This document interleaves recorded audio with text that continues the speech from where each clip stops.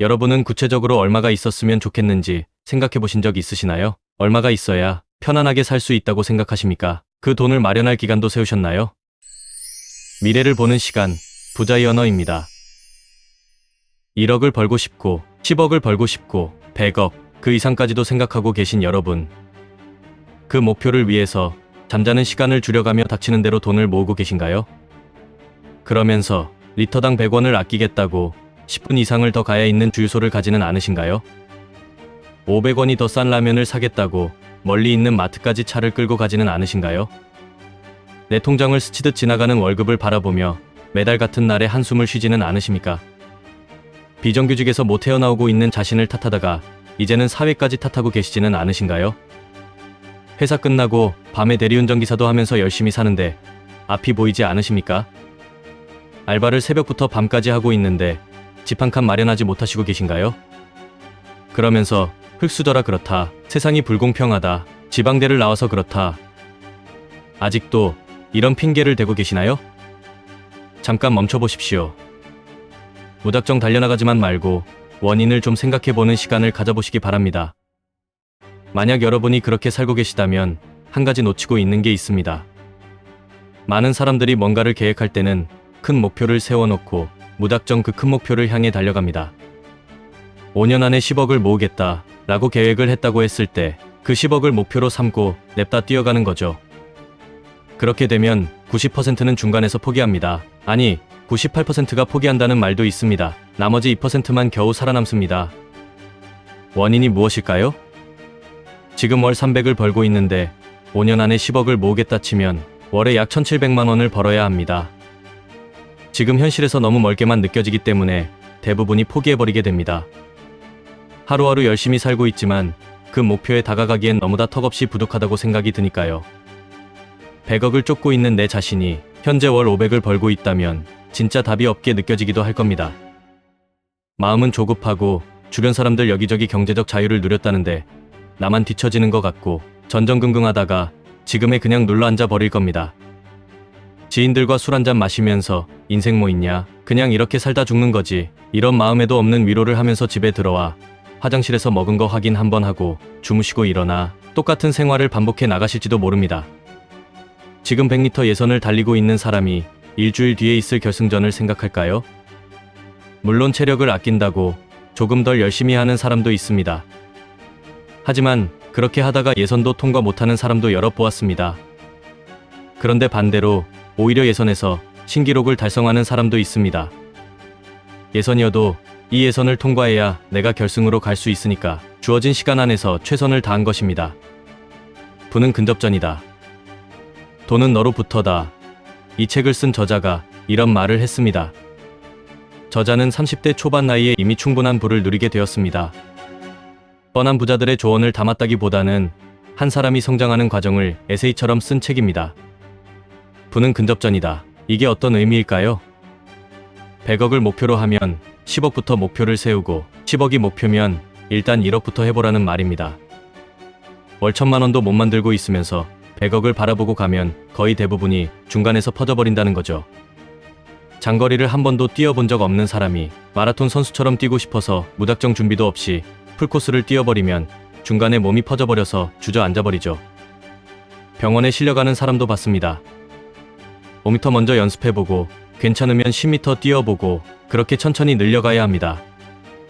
세차장 말단 직원이 세차 전문업체 카마카세의 사장이 되기까지의 과정. 어쩌면 단순한 진리지만 대부분이 놓치고 삽니다. 되는 사람들은 난 왜 안 되는 거지? 라는 생각 자체를 안 합니다. 어떻게든 되게끔 만드는 데만 집중합니다. 책의 주인공도 처음에는 월 1000만 원이라는 목표를 달성하기 위해 갖은 알바에 밤에 대리까지 뛰었죠. 건강도 안 좋아지고 월 수입은 자기가 뛰는 딱 그만큼만 벌게 되었습니다. 1000만 원을 벌기에는 턱없이 부족했죠. 유튜브로 경제적 자유를 누렸다면서 성공 채널을 운영하는 사람들이 많습니다. 유튜브가 잘 되면서 오프라인 강의도 뛰죠. 예를 들어서 인당 3만 원을 받고 300명을 모아서 2시간 정도 강연한다고 할 때 그 강연자의 시간당 수입은 450만 원입니다. 웬만한 사람들의 월 수입과 맞먹습니다. 한 시간에 남들의 월급을 버는 것입니다. 그래서 제가 이전 영상에서 그 강연자의 강연 내용이 3만원이나 5만원짜리가 아니어야 한다고 말씀드렸습니다. 여러분도 시간당 400만원, 500만원이면 설렁설렁 강연을 하지는 않으실 겁니다. 아무튼 이 말은 시간당 나의 가치를 우선 올려야 한다는 것입니다. 똑같은 세차를 하더라도 나는 다른 사람과 다른 무언가를 갖춰야 합니다. 같은 돈을 내지만 나한테 세차를 받으면 그 사람이 하나라도 더 얻는 게 있어야 합니다. 당장 돈이 안 되니까 그게 뭐 하는 짓이냐고 할지도 모르지만 이것이 미래를 빠르게 끌어당기는 것입니다. 제 주변에도 많습니다. 남들과 똑같이 일하고 똑같이 살면서 이상하게 남들보다는 잘 살고 싶어 합니다. 남들과 별반 다를 게 없는 사람이 어떻게 남을 앞서 갈 수 있을까요? 절대 그럴 수 없습니다. 뭔가 하나라도 남들과 다르게 살아야 그들과 다르게 살게 됩니다. 책의 주인공도 그것을 깨닫고 자기만의 추가 서비스를 고안합니다. 그것이 소문이 나서 점차 단골 고객들이 늘어갑니다. 모든 사람들이 같은 값이면 하나라도 나에게 더 주는 곳을 좋아할 수밖에 없습니다. 같은 종류의 음식, 비슷한 맛을 가진 식당이라면 반찬 한 가지라도 더 나오는 데가 손님이 많습니다. 주인공도 이렇게 당장의 수고를 감내하면서 자신만의 서비스를 늘려갑니다. 나중에는 세차장을 빌려 야간 세차를 운영하고 그러다 자신만의 사업을 꾸려나가게 됩니다.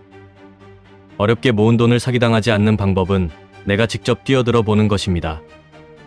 진짜 이것은 변하지 않는 부자의 진리입니다. 내가 영단어를 아는 만큼 영어가 들립니다.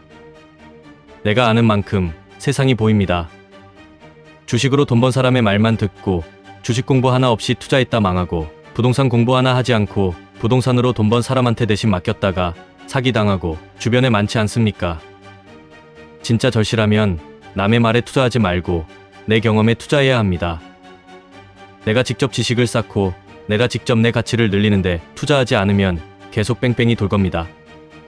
경제적 자유를 누렸음에도 성공 강연으로 1시간당 내 월급만큼을 벌고 있는 사람들 보면 어떤 생각이 드십니까? 짜증만 나십니까? 여러분 다 하실 수 있습니다.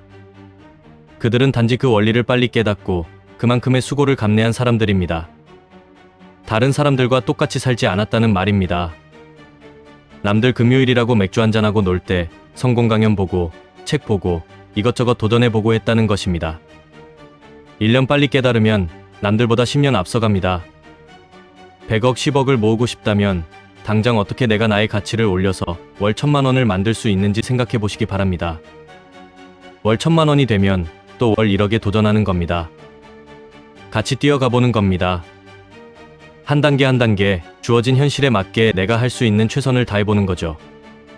같은 회사를 다니고 같은 직급이어도 나는 다른 사람보다 다른 무언가를 가지고 있어야 합니다. 비정규직이든 정규직이든 상관없습니다. 내가 기간이 끝나 회사를 나갈 때 다른 부서의 매니저가 나를 자기 밑으로 데리고 오고 싶어 해야 합니다. 나를 선택했으면 좋겠다고 바라기만 하는 게 아니라 나를 선택할 수밖에 없게끔 만들어야 합니다. 그렇게 계속 나의 가치를 올려가다 보면 이제 내가 선택을 하는 세상이 오게 됩니다. 조급해하지 말고 가봅니다. 이미 경제적 자유를 누린 사람들과 나를 비교하면서 현실을 한탄하지 마세요. 내가 가고 싶은 길만 생각하면서 한 단계 한 단계 나아가 보는 겁니다. 어떻게 하면 시간당 내 가치를 올릴 수 있는지만 생각해 보시기 바랍니다. 이제 여러분이 보여주실 차례입니다.